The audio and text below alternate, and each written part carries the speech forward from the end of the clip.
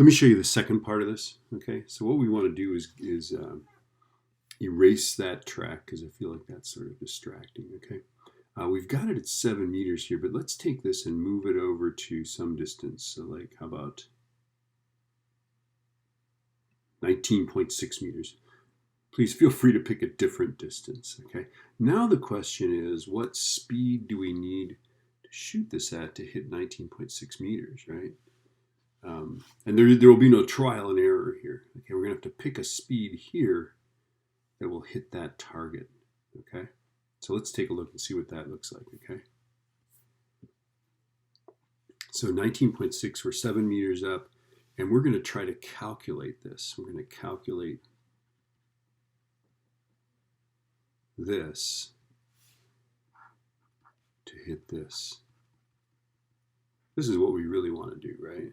Okay, so we're going to make a horizontal vertical. Let me show you how to set it up here. Okay, horizontal vertical X, VI, VF. And this is what you'll turn in. You'll just turn in these two little tables of stuff, okay? And what we're trying to do is we're trying to calculate this. This is our goal. So we're kind of doing the opposite. We're not given a velocity and figuring out where it's going to land. We know where we want it to land, and we're calculating what that velocity should be. Okay, now let's fill in what we know here. Okay, we know horizontally that that distance is whatever distance you pick. So pick something besides 19.6 is what I'm saying. Okay, but for this example, that's what it is, right? We know this acceleration is 0. And then the way this will play out is we'll figure out time from this side. In fact, the time will be the same as what it was in your first calculation of this, the first part of this, because it's the same cliff. And the horizontal velocity does not affect the time it takes to fall 7 meters. Okay, now let's take a look at what we know here. Okay, we know that if you set that at 0 degrees, that this is 0, there's no vertical velocity, right?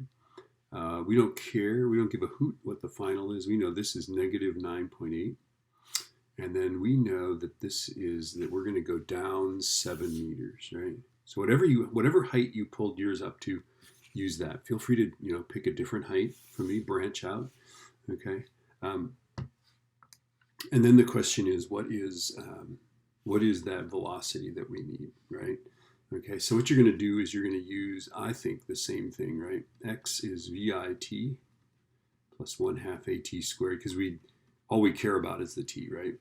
The initial velocity is 0, so that becomes X is 1/2 AT squared. And for my numbers, my X is negative 7, that's 1/2 negative 9.8 t squared, right? And then you can solve for t. And again, t is between 1 and 2 seconds for this value. I'm just saying, okay? All right. So now you've got that time, right? You fill this in, and then, of course, the velocity is just going to be x divided by t, right? And you're going to get a value. Now, here's the problem, is that this thing can only be selected to integer numbers, which is sort of sad, okay? So if you get something like, say, 16.39, you're going to shoot it at 16. And if you get something like 17.75, you're going to shoot it at 18. So round this. Once you figure out the V, round this to the nearest whole number, which means we might not get 3 stars, okay? We might not get 3 stars. We might not hit the center of this, but I bet we'll hit the target somewhere, okay? So let's just see what that looks like once you figure it out, right? Okay, let's imagine that I think it's like 16. Let's see what happens here. Okay, we ready for this? Ooh, I still got 3 stars. I hit just barely on the edge of that, okay? Anyway, that's it. That's the entire lab. That's all you need to do. It's not meant to be a giant painful thing. I was hoping it would be fun, so. All right, woohoo.